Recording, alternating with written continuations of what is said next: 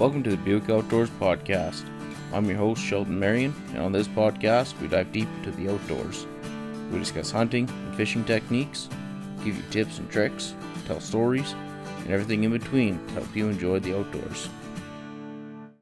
Hey everyone, welcome to Buick Outdoors. My name is Sheldon Marion, and today I'm here to tell you about my new book, September, A Hunter's Month.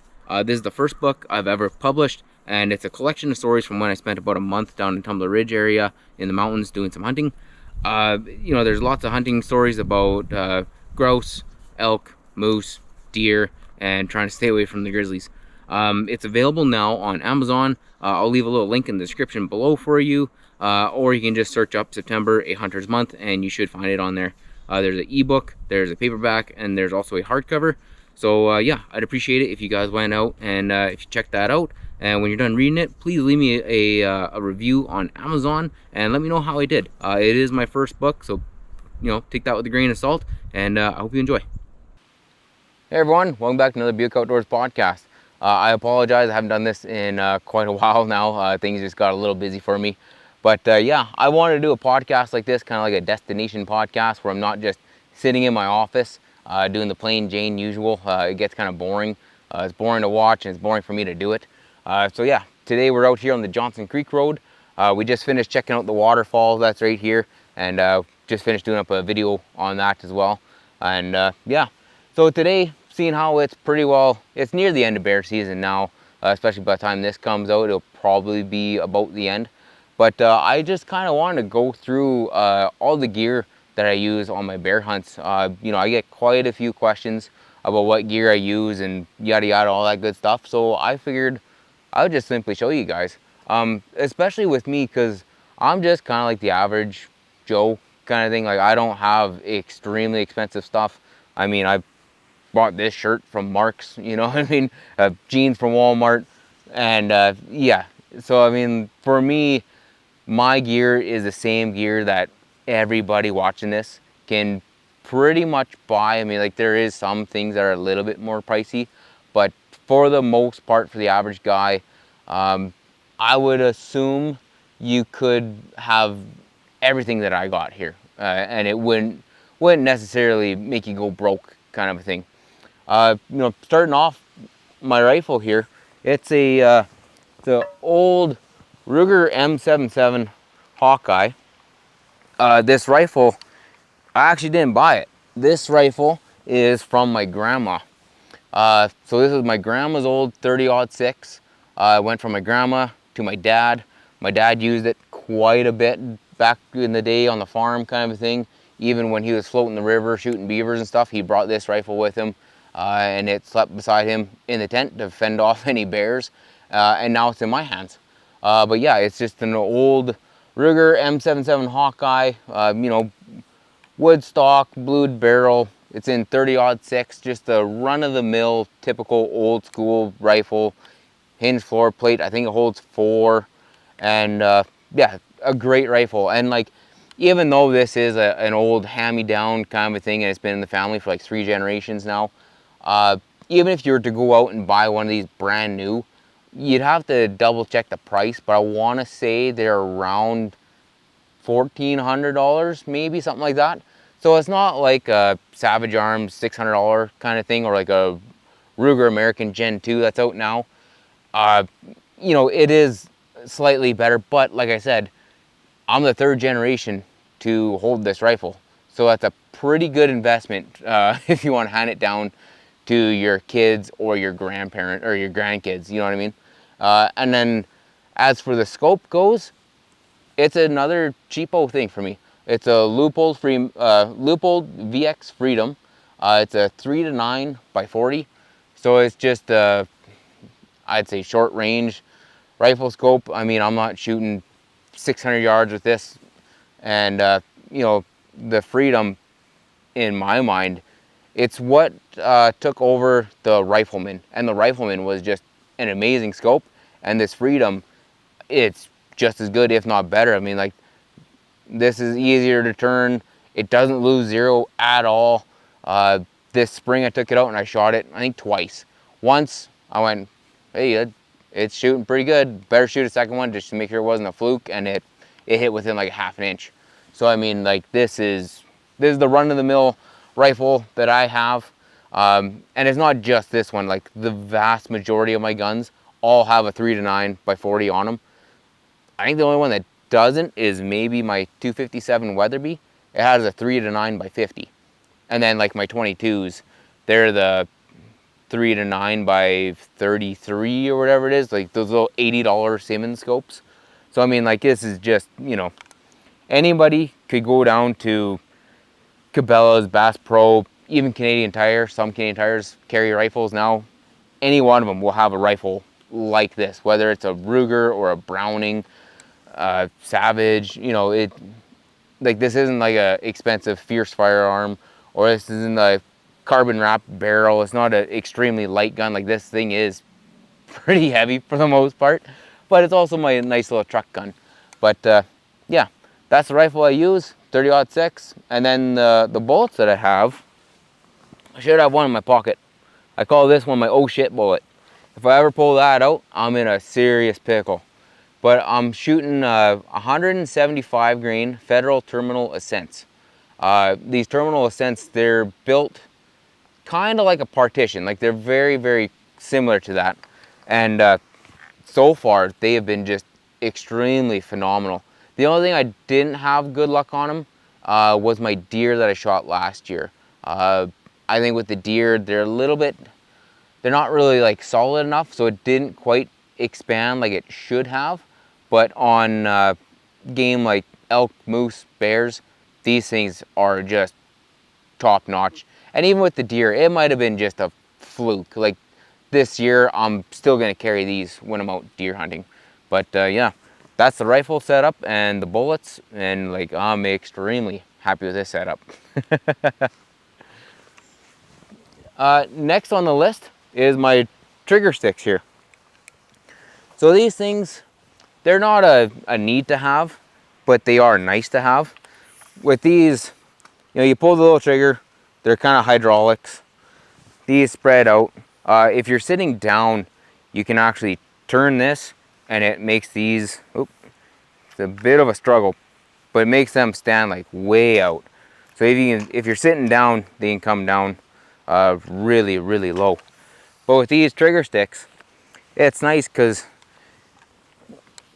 you know, if you're shooting within 100 yards, you don't need them. But anything past that, any little bit helps. So it's nice where you can just line up. If he moves, you can bring it up. This whole thing turns. And it's one of those deals where I think these are actually pretty pricey though. I want to say these are like almost $200.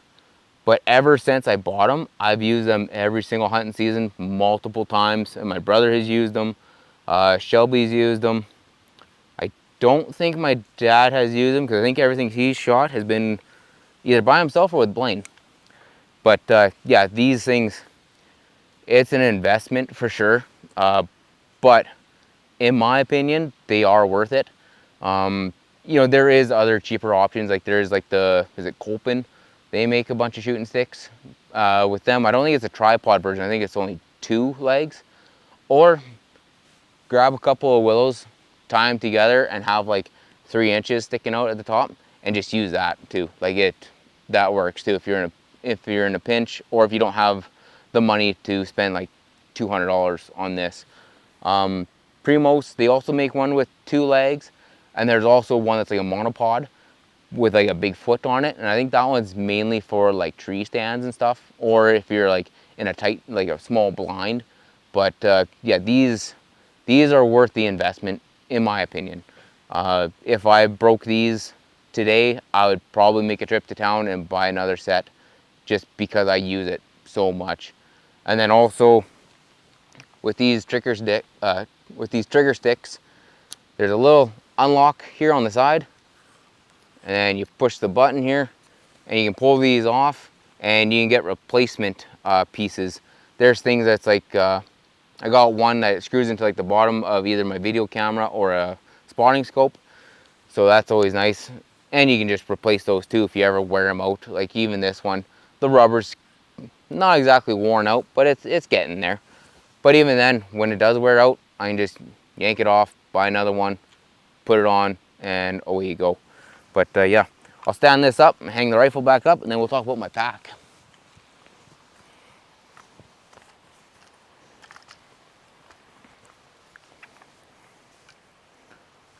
So my pack here, this is another amazing find. With this one, there's there's several versions now, but of this one, this is an Alps Outdoorz Commander pack. So with this one here, this is just the frame, but when I bought it, I bought the frame and bag combo. So on the side here, we got all these pins. You pull these pins out and you pull these things off and you replace it with a great big bag that goes on there. I can't remember exactly the size of it, like how many liters, but the thing is huge. Like you could easily take it like on a mountain trip with like your tent, your sleeping bag, all your gear in there. That's fairly light though too, so yeah, I bet you it would work. But yeah, this is an Alps Outdoorz Commander. Now I think there's a Commander X and a few other things. And with Alps Outdoorz, I've gotten a few things off of them too, like a bino harness. I got one where it's like, it's kind of like a fanny pack, but it's on your back and it's huge. It's like a great big, it's like a lunch kit. Like it's just massive. And yeah, that thing's been pretty nice. But with this, it comes, should have maybe turned that camera a little, but it comes with, what is it, 3 buckles? One on the top, one in the middle, one on the very bottom. And you know, the pads and stuff, they're nice, real thick pads. You got the belly strap, there's a chest strap. You have these little pockets here on each side. I guess I can show you this side too. And with them, I'll put like a GPS or bullets in there or something like that. And then you have a little pocket here, another little pocket here, one up here. Is there one on this side? No. But yeah, you got little pockets everywhere. And if you get the bag with it, it also comes with a like a rain fly kind of a deal. And they've always worked for me. These straps too, there's 3 different positions that you can set it. So if you're really narrow shoulder, it'll work for you. If you're like me and you're kind of wide, it works. And if you're really wide, it works for you as well. Also this bar, you can raise it up and down. There's a couple of different spots you can set that. And yeah, like this has been a phenomenal pack. If you want to get the pack and bag, I want to say they're $400 off of Amazon, and I can even leave a little link in the description if you want to check those guys out. And then I think you can buy just the frame itself too, and just the frame I want to say is $200 or something. I can't remember. It's been quite a while since I bought this, but I mean, it's been phenomenal. I've packed out a couple of deer with it now. I've packed out how many bears have I packed out with it? I think 3 bears with it now. And you can easily put half a bear on this thing and pack it out. Well, the frame will handle half a bear. I will say that. Me, not so much. I can do it, but boy, am I breathing hard when I get back to the truck. But yeah, this thing here, it's been great. And like with me too, like when I put this in the truck, I just roll up the tonneau cover, I grab it, I throw it in, I roll the tonneau cover back down, and like this thing gets bounced around, it gets dirty, it gets whatever, stepped on, kicked, kind of drug around, and like it's been holding up. I've had this, man, when did I buy this? I bet you I bought this back in like 2017 maybe. So it's been like, what is that, 8 years or so? And it's holding up. And for anything to last that long with me, especially like a bag where I just toss it in the box of the truck, I mean, that should speak for itself. Like it is durable, good stuff. About the only thing that I've seen happen on this, I'm just noticing it now, a little bit of paint rubbed off. And it's little, like 2 little spots. Like I'll show you. Right there and right there. Other than that, all the straps are still on. Nothing has come off, nothing's broken. I got all the pins on it still. I mean, there's some blood stains on it, which is always good to see on a pack frame. But other than that, it's been just holding up great. Like it's, I got nothing bad to say about it whatsoever. And then I think it's either this one or the Commander X, or it might even be a completely different one. But there's like a rifle sling that comes down that you can hook onto it. And I think it's the butt of your gun sits into that, and then up top there's a clip, I think, that holds onto like the fore end of your rifle. And that might be on this one. I can't quite remember. I don't know. I'll have to double check on that one. But yeah, that's the pack frame I use. And then like even like game bags. There is so many game bags on the market now where there's like antimicrobial ones, there's breathable, there's washable, there's this, there's that, there's old-fashioned cheesecloth. And like honestly, for me, I go into backcountry in Fort St. John and I just pick the one that says 4 bags in a bundle. I don't know what they're made out of. Some are kind of crappy, some are great. Some I've re-washed and used them again. Others I've used them and thrown them out the next day, kind of a thing. For me, that's one of those things where it's like bullets. You shoot them, you use them, and like whatever, it's an expense that you need to spend. Or you just don't put them in game bags, you leave the hide on and just pack it out to the truck, throw it onto a tarp, get home, and then skin them out. That works too. Like that's totally up to you. It's not my call. Even for me, I have game bags and I use them probably about half the time. All the other times, like when I shot my deer, I just drug him out to the road and I threw him into the truck hole.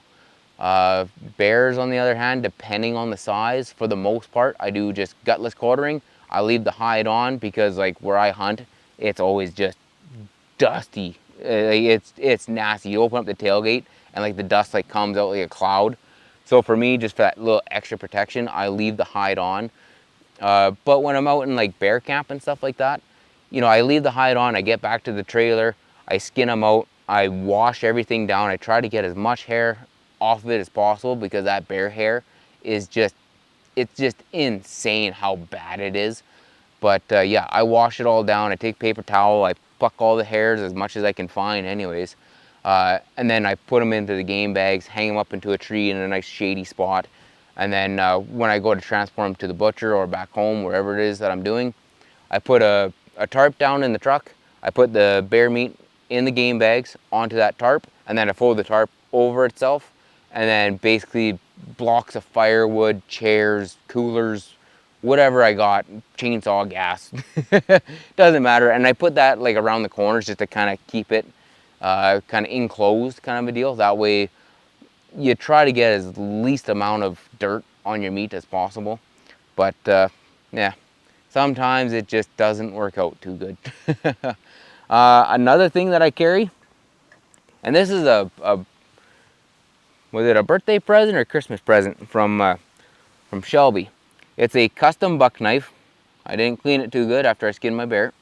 But it is a buck knife 113 Skinner, and this is from the custom shop. So on the side there, you got Buick Outdoors engraved on the side. The steel that they use on this one is a little bit harder than their regular steel. And the handle, I can't remember what it was. It looked a lot different on the page that it did on here. Like this looks almost like a cheetah print, and it does the job, like the handle. The knife itself, fantastic. It's amazing. Just the way that it's curved and shaped and the way it like sits in my hand, it's just amazing. And then what I do is I use my work sharpener, and I put a 25-degree edge on this thing, and it's razor sharp. It's pretty hard to dull, but it does happen. And speaking about that, when I do go to sharpen it, another thing I should have in my pocket, is one of these little ceramic knife sharpeners. So this one here, it's like every company in the world almost seems to have these. I'll get a little closer for you. This one's from Mustad. So it's just a little sharpener, has the ceramic pieces in the side here, and then right here there's a hook sharpener, because Mustad, fishing, whatever. And this here's the knife. I'll show you that while I'm here. So yeah, take this, it's a couple of strokes, and it just keeps it razor sharp. And it is by far one of the best investments is this. This is $2. You almost find them everywhere you go. They're typically in like a bucket at the till, like a little 3-gallon bucket. You pick these up, they're about $2-3. And like, I bought this one probably 5 years ago and it's still going strong. I mean, I could replace it, but there's no reason to. And I've used it out here in the bush. I've used it on the West Coast. And like, yeah, I don't know. It's just cheap plastic and 2 ceramic rods. And like, it's one of the best things out there in my mind. Because especially like when you're skinning, if you have this in your pocket, and for some reason, bears and beaver, it seems, they just dull knives. Like you don't even have to touch the bone, just skinning them. It's like the fat itself dulls your knife or something. But you can be sitting there skinning away and it's going good, and after about, whatever, 10 slices or whatever, pretty soon you're having to push on your knife. You pull this out, you run it down it 3-4 times, and then you're back, you're good to go. Like it's quick and it's easy, and I don't want to say it's idiot proof, but it's close to it. Where if you're using a sharpening steel, when you run your knife down it, you have to know what angle that you're doing it on. Where with this, you put your knife straight up and down and you just pull it. You know, it's like I said, it's pretty idiot proof. I'm sure an idiot could find a way how to screw it up, but it's pretty darn close. And yeah, other than that, the other thing that I have is my other buck knife. And this one here, this is just like my everyday carry knife. I always have this little gaffer in my pocket. I buy these at Canadian Tire. I want to say regular price, they're about 60 bucks, but they come on sale for 20, and then about once a year they come on sale for like 10. And when that happens, I go down and I buy like 5 or 6 of them. Not for me. I just buy 5 or 6 of them and I give them away because they're such a good knife. God honest truth. But yeah, and another thing with that, I take that to my work sharpener. Same exact thing as my other buck knife. I put a 25-degree edge on it, and it just stays sharp. And then when it does start to dull, again, I just pull up my little mustad thing there, run it, I don't know, 10 times or whatever, and it's back to being razor sharp.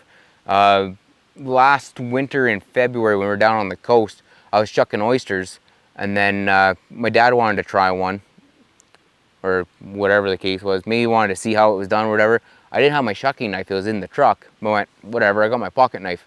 So I put my pocket knife in there and I went to shuck the oyster. I ended up chipping the blade. So just the other day, I ended up taking the work sharpener and I put the green belt on it, and it's like 80 grit sandpaper. It's used for like grinding. And I basically reshaped the knife, but that great big gouge that was in the blade, I cut it right out, and now it's back to being just a decent knife. Like it's great. Even if you bought it at full price for 60 bucks or whatever it is, even with that, you wouldn't get ripped off, because like I've had this knife for several years now, and I make hot dog sticks with it. I've I've shucked oysters with it, which you should not do. I've popped chaga off of birch trees with it. I mean, I cut my steaks all the time with it when I'm out camping and stuff. I slice up onions when I'm cooking, or vegetables or whatever, and it just keeps going. So I mean, like, even if you spent 60 bucks on it, it's well worth it.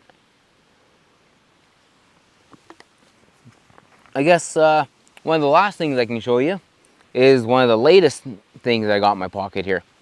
This is a little fold-up saw from Camillus Knives. And with this, the reason why I bought this is because when I shot my deer last year, and several deer before that, I want to say a moose once too, the only thing I had was my Leatherman. And like, your Leatherman, that's one thing that it never leaves my side. Like, it's always on me.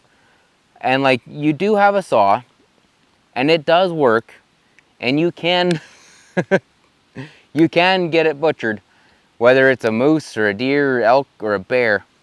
But you know, that's the saw there. Like, it's the size of my finger. You know, it's what is that, 3 inches maybe? It's not very big.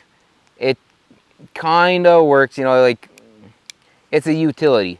Leatherman didn't put a saw on here because it's the world's best hand saw. They put it on there because once in a while an idiot like me is going to shoot a deer out in the bush and he's going to be too far to walk back to the truck to grab a saw. But you know, it works, but this thing, it works a hell of a lot better. And with this, like the saw, it's quite a bit bigger. It's probably about 4 inches, about another inch bigger than the Leatherman, but it's about the same thickness. But with this, like, this is actually designed for gutting. Even like the hook on top, when you're in there in the rib cavity with the Leatherman, it's just a straight saw blade. So if you're sawing into it like this and there's guts there, you're gonna smash into those guts with the sharp blade on the Leatherman. Where with this one, it has this nice little rounded edge here. And I'll get a little closer, you can actually see this thing. So you can see here, it's kind of like a gut hook. So if you're going in and it hits any gut, you know, I mean, like, it doesn't really puncture it. It's, you know, somewhat of a fail-safe. I mean, the guts are pretty thin, so if you do end up hitting them, there's a good chance, you know, like this corner here, it might snag it and pop it. But for the most part, it's, I mean, overall, it is better. Plus, the teeth are actually designed for bone, where I think the Leatherman, it's more designed for wood kind of a thing. So, I mean, I don't know if that makes any difference or not. I don't know, I'd have to kind of look at them real close and kind of compare it maybe. I don't know, I'm not a saw guy, I just use them. But then with this too, the grip, it's not like a really hard plastic, but it's not like a soft rubber either. It's kind of somewhere in the middle. There's also grooves here and here, so like when you're using it, like your fingers actually like grab a hold of it.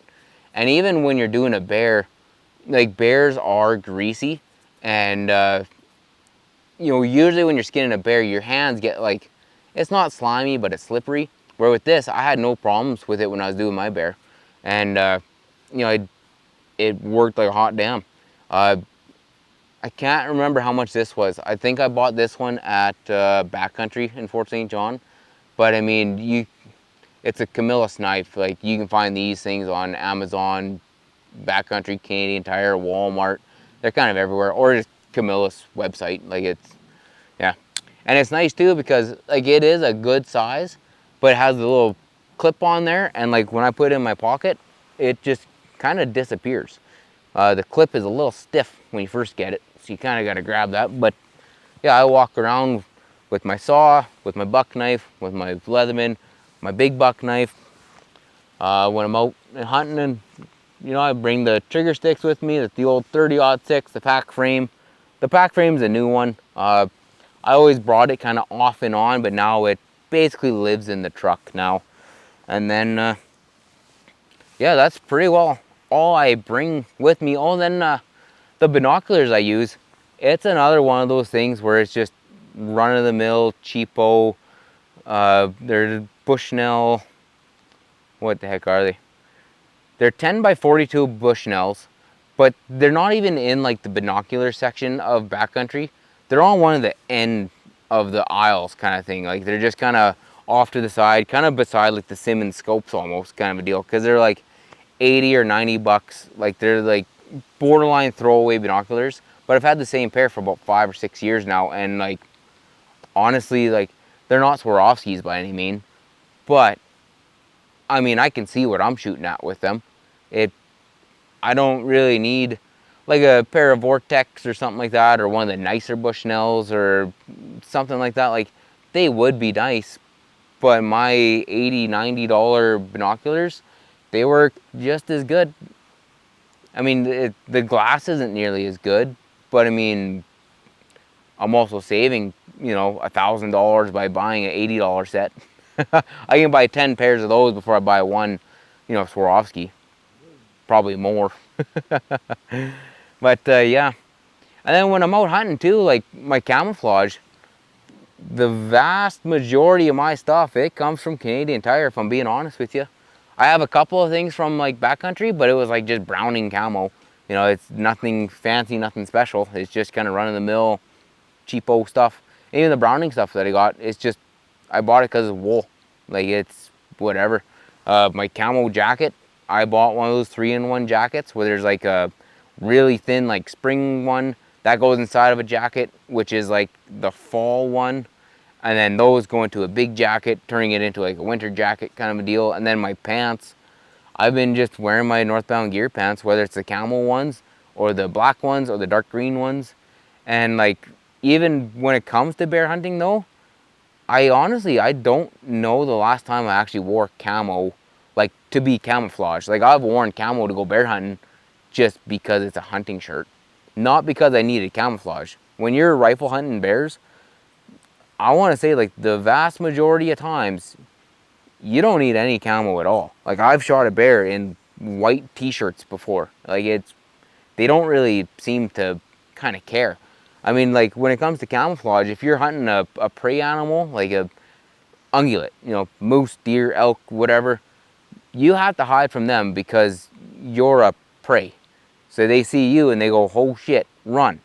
Where a bear, they're the prey. So when they see you, a lot of times when they run, I think they run because they see you as a prey and they just don't want to fight. They're like, ah, no, I'm out of here. This isn't worth my time. And they run away. Where other bears, they see you and like, what are you going to do? You know what I mean? Like, they kind of have that attitude. So, I mean, when it comes to camouflage, unless you're stocking up on them with a bow, I really don't think you need it. I mean, if you want to get it and you want to wear it, all the power to you. I don't. And if I do, it's because it's just one of the shirts that was laying around and went, hey, that's the cleanest, dirty shirt that I got. You know what I mean? But yeah, I mean, that's pretty well all I got for my bear hunting equipment. And yeah, if you guys have any questions or want to chime in or whatever, tell me what you guys carry, please feel free to comment. And make sure you subscribe and like this and all that good stuff. You guys kind of know what you're doing there. And yeah, we'll catch you on the next one.